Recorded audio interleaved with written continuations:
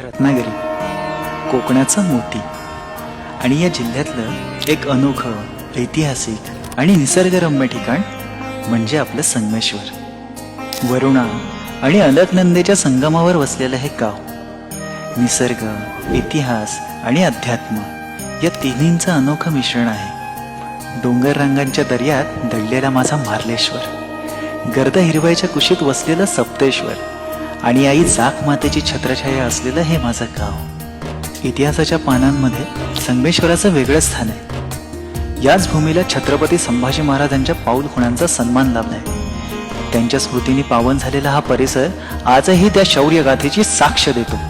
तर चला या अनोख्या गावाची सफर करून कोकणच्या हिरव्या निसर्गाचं वैभव, माझ्या शंभूराजाच्या शौर्यगाथा आणि देवळांच्या घंटनादात दडलेली भक्तीची ऊर्जा हे सगळं अनुभवूया. कारण संगमेश्वर हे फक्त एक गाव नाही, तो आहे कोकणचा अभिमान, परंपरेचा वारसा आणि एक न विसरता येणारी आठवण.